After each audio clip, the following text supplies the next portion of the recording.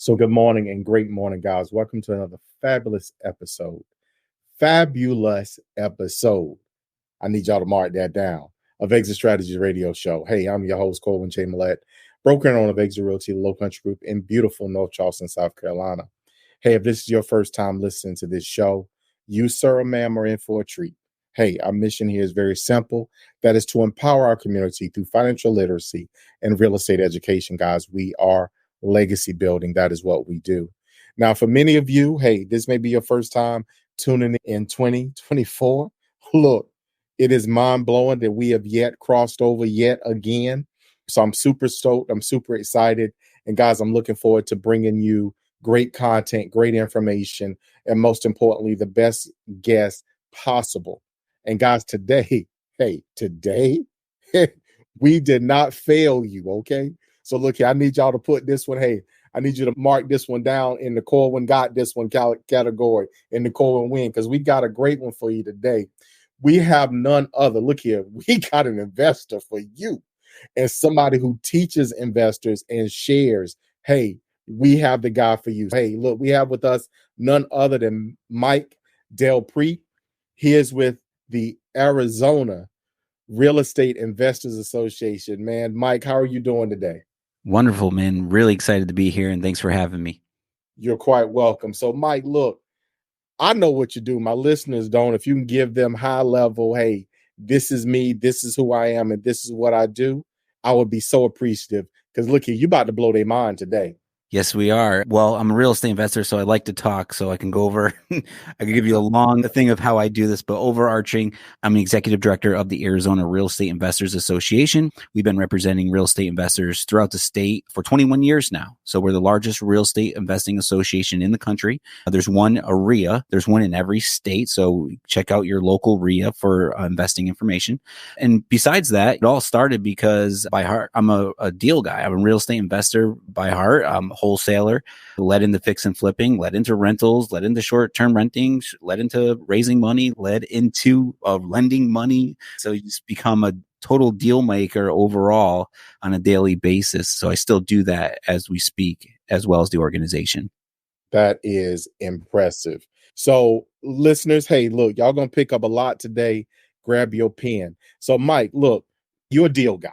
Okay. So what got you to this? What did you do before? What was that draw that kind of attracted you to real estate? And let's start talking about some of the stuff you've been running into over the years. But go ahead. Yeah. Well, even before, I was in the music business. I don't know if you've ever been to like New York City or any of the major markets. There's always like street teams out there. Back in the day, at least, passing out flyers and T-shirts and promoting albums. So it's always that started me into the music business, which led me into band management, throwing my own concerts, and ultimately going on tour or something. So it's always in that entrepreneur kind of world. However, I met my wife, and then we had a son, and then he was like 1 or 2 years old.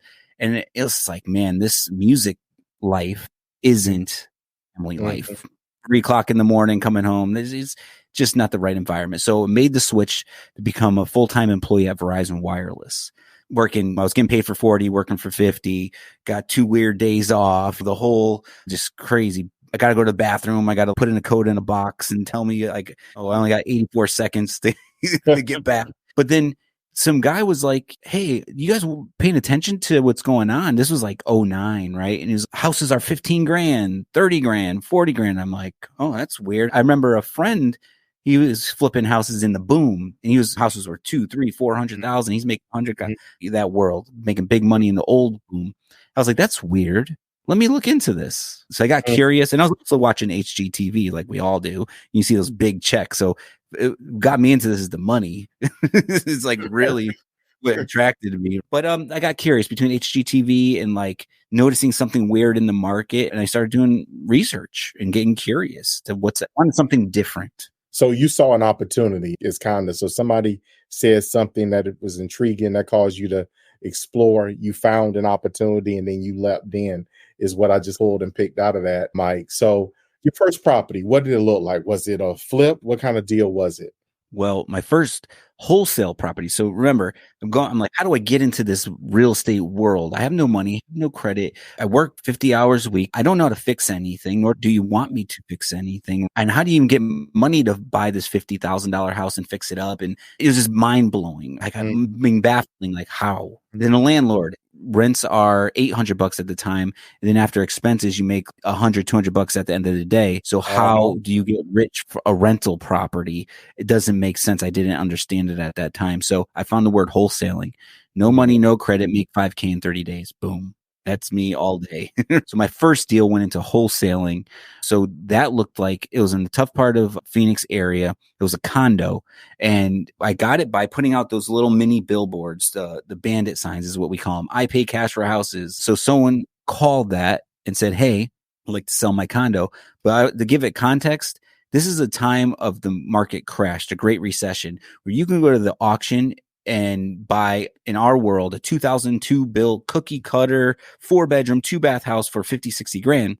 No one wanted condos. No one wanted 2-bedroom anything or 1-bedroom. So there was more opportunity out there for investors. So I get this little 2-bedroom condo in a tough area. And the guy's, hey, come check it out. Call from a bandit sign. And then he says, I want 12K. And this is what you got to pay attention to in our world as investors. He says, I need to go back to Kentucky to take care of my mother in 2 weeks. She's ill. So I was like, okay. So I want 12K. I was like, okay. I didn't comp the property. I didn't know what it was worth. I just said, okay, because I put the bandit sign out and someone called me. So I didn't go anything traditional like you're supposed to. And what I wanted to get before I jump into that. And so how I found the buyer is I was once again doing research. I was on YouTube. Someone says, I was like, how do you find a buyer for a condo? They said, send a letter to every condo owner in the complex. There's 200 units. So I hand wrote 200. This is before skip tracing and all that stuff. So red pen, yellow paper.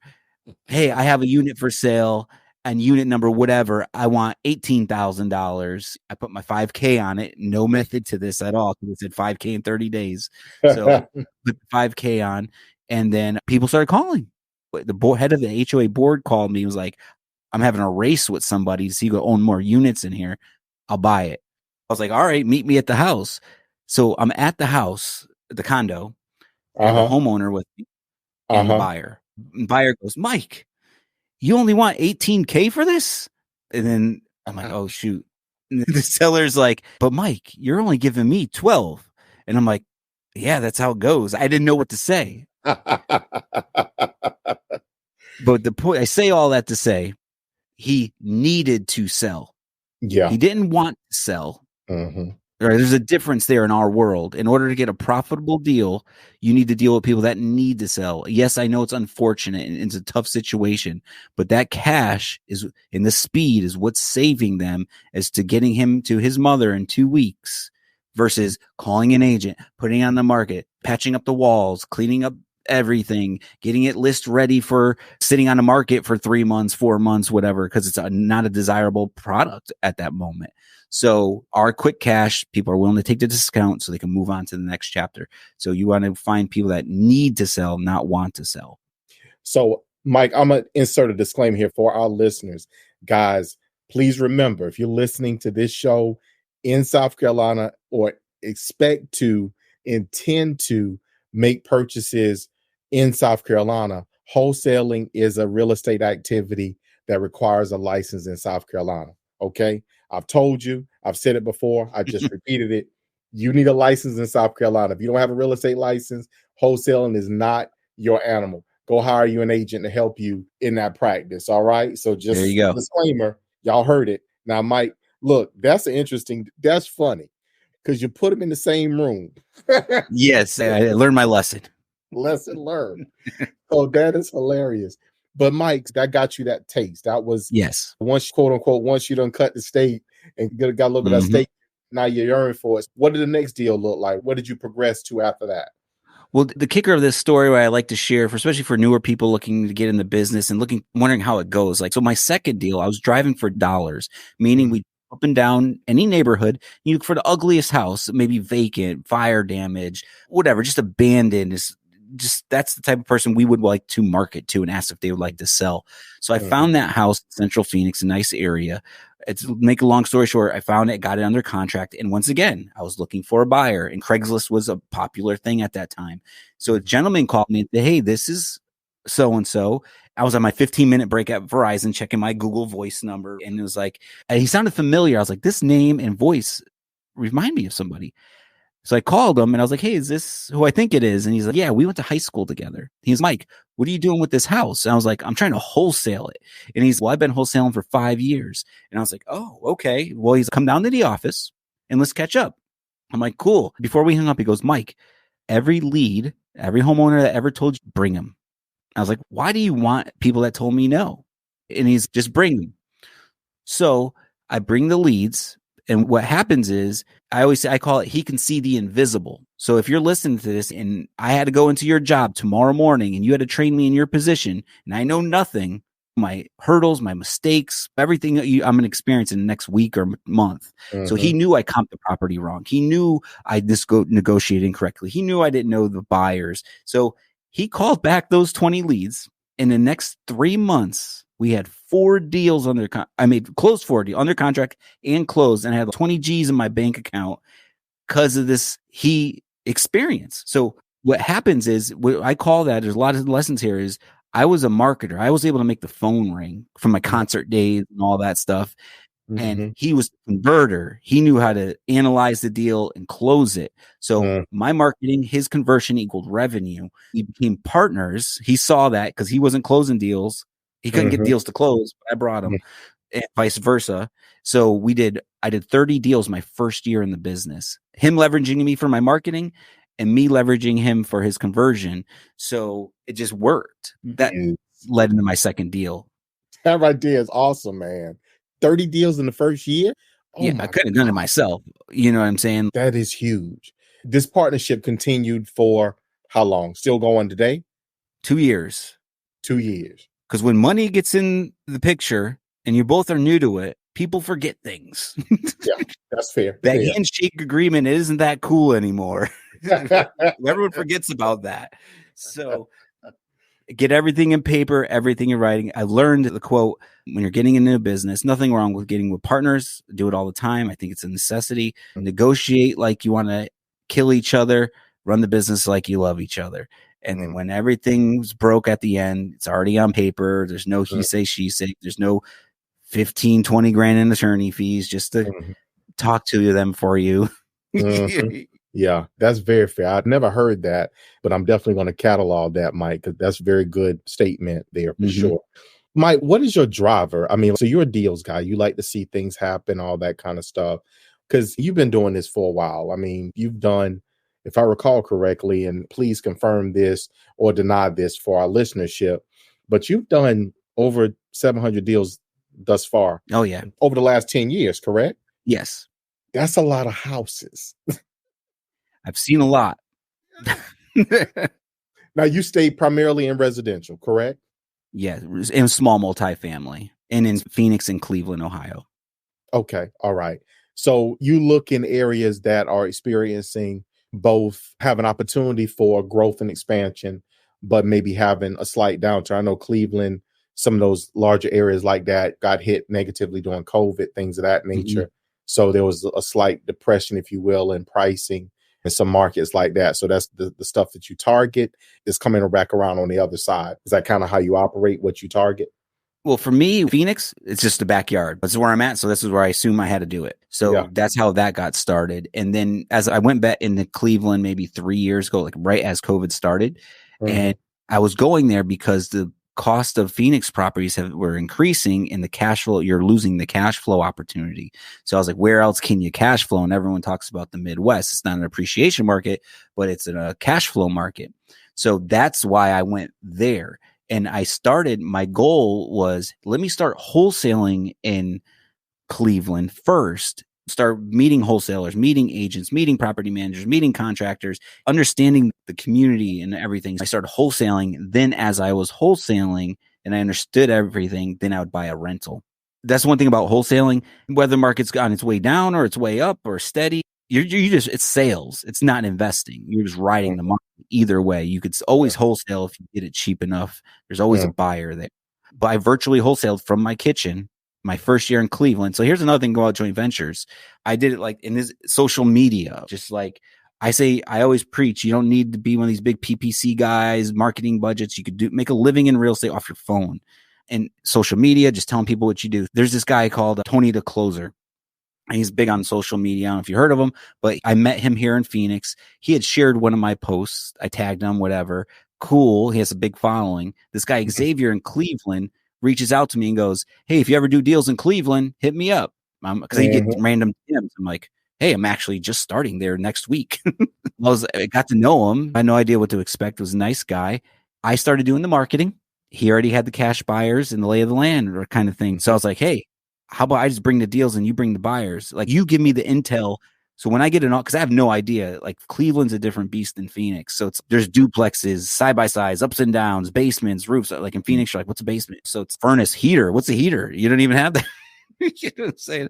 So that was the joint venture. It wasn't an official on paper business, but it was like, I bring seller, you bring buyer, we help each other out.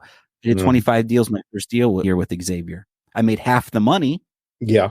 But you move more deals, which means more exposure, which means that you just basically turn the faucet on and stuff keeps coming. Yep. Because you do 25 deals, somebody knows you, people know you, and then people find you because they want a deal done too. Yeah. I got my contractor through him. I bought deals through him. I sold deals through him. I met my real estate agent through him. Like, it was giving up half the wholesale fees, paid itself off tenfold because it allowed me to buy rental properties and do what my real goal was. So I like that concept. Mike, I share with people at times, some investors I've had the pleasure of working with over the years. And I had a gentleman a long time ago. Unfortunately, he's passed on. But he went down to the bank one day and said, hey, let me borrow some money. Country boy, good guy. Bought a house in what I could probably say was an area that was depressed, but up and coming. Bought a house in there, moved into it, worked on it, sold it, made some money, went back to the bank and said, hey, I want some more money. So the bank gave him enough money that he went and bought 2 houses, moved into one, fixed it up, put on the market, moved into the other one, started working on it, sold the first one, then borrowed more money, went and bought another property that he then turned into a rental. And he just kept going. And by the time I met him, I think he owned 140 some odd properties scattered across our area. And he was in this process of selling stuff off. So he had a bunch of rentals. And I joked with him. He's a great guy. I remember I did a deal with him, Mike, and closed escrow, $80 some odd thousand check. He bought another house. He was working on it. I'm the agent. I go by and check on my folks and they're working on their houses just to, hey, what's going on? All that stuff, just check in, so to speak. So I go by. I was going by to see him either that day or the next day. I said I would stop by. And I got a call from the attorney's office. And the attorney's office called me and said, Corwyn, hey, look, you remember such and such? I said, well, yeah. I said, yeah, we closed that, blah, blah. I said, yeah. So the seller, he never cashed his check. I said, wait a minute, what?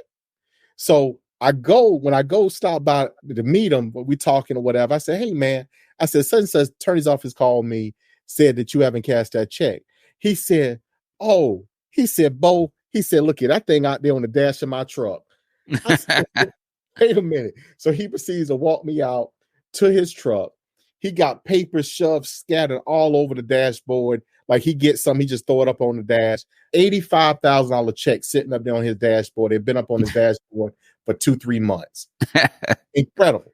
He told me, he said, man, I just go get checks out the mail. And that's what he had been doing. He had built himself up to that.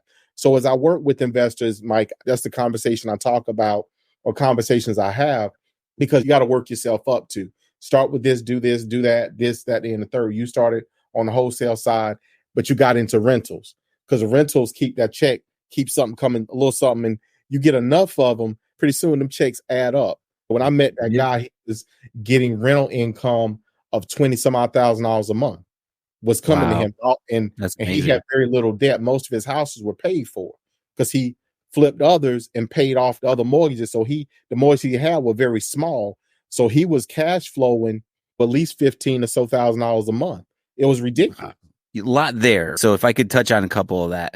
So one, the gentleman you explained. So if you're listening, papers, forgot to who in the right mind would forget to cast a check, right? Like in car's messy, truck, whatever it is. That's the real buyer. Like those guys, when you're online, I'm not here to like trash talk. What I'm saying is with the people online for you, when you're new and you're trying to get in the business or you're doing the business and you're just trying to make things crack off and you're watching the guy with the Rolex traveling the world on with the Lamborghini, those ain't they ain't the real guys. The guy you just explained, the guy with the jeans, with the weird clothes on, those are who you want to know. And those are people that you see at the RIA and you're like, you're looking for people with gold watches. You're like, no, man, that guy has 500 houses. That's the wisdom right there. Like that person you explained are the people you want to know, man. Yeah. Great point. They work. When I first met him, he drove a panel van and with a trailer attached to it. And you see him, he was t-shirt. If it was a summertime, he had on shorts and some sneakers or something, but he would work. I mean, literally paint marks all over because he was working, but he was killing. Like you said, that was the buyer. He went in, he knew exactly what he was going to do. He knew what it was going to cost him. He told you what he was going to offer. He paid cash. That was the end of it. Simple. They know what they're doing. There's no beating around the bush. Exactly. So, Mike, look, we have quickly gotten towards the end of today's show, and I want to make sure that people know how to reach you because, again, you run like the largest RIA in the country. So for our listeners, guys, if you're in South Carolina, we do have a few RIAs around this area. We're connected to a RIA in Western North Carolina. Mike, how can people reach you, get more information? How can they plug in? Yes. Thank you. And the Arizona Real Estate Investors Association. So if you want to invest in Arizona or you're coming out here to invest, whatever it may be, we're your number one resource to come check us out. We'll get you everything you need to be an investor here in Arizona. So azreia.org, azreia.org. We're on all social media platforms. Just search Arizona Real Estate Investors Association, Instagram, Facebook, YouTube. We always got content getting pushed out. So yeah, reach out anytime. My personal Instagram's at Michael Del Prete. Check me out, send me a message. But if I could say one last thing, because what you said in the beginning, your mission is about legacy and financial literacy, which is important here as well. We're not always just looking to networking's huge and the fun building your business. All that stuff is important. But one thing, like you heard in my story, working 9 to 5, looking for something better. Our goal is to help people just get one house. Even if you just bought one house, that will change, one rental property, get the education, the resources, and then you'll be like the gentleman you explained. Then maybe a year later you get number 2. Maybe I got more confidence now. Maybe you'll get 2 in 1 year. All of a sudden you have 4 or 5. That 5 rentals will change your life, your lifestyle. Not saying you're going to be balling rich, but you will put your family in a better situation. And the key there, though, to the legacy, which I feel in the community sometimes gets confusing here, is yes, you're learning and getting the education and you're changing your life. But in order for that legacy to keep going, you have to teach the kids. You got to pass the education down, not just do it yourself, but tell the friends, the family, come to a training, watch a YouTube video, read a book. I don't care what it is, but you got to pass that information back down as well. So it keeps going. Because when, there's a lot of that story about lotto people, they win the lotto, then they lose it in 3 months. Otherwise, your kids are going to lose all your houses. Exactly. Whatever it is. Exactly. So, Mike, thank you so much for taking time out of your busy schedule, my man, to be on the show with us today. I'd love to have you back on in the future to continue to share that energy, number one, but also to keep inspiring our folks to get started somewhere, to do something to help further themselves, to help reach those goals and those dreams and those aspirations that they set before them. Because real estate is a vehicle that will expeditiously and efficiently get you down the road to wealth. So we know that, but we want to share that with others. So again, thank you so much for being on the show today. Yeah, thanks for having me, man. Thank you. So for our listeners, guys, look here, y'all know, hey, ain't nothing changed. Y'all know how I feel and y'all know what I say. Y'all know I always put the two of those things together. And I say it to you this way, which is I love you.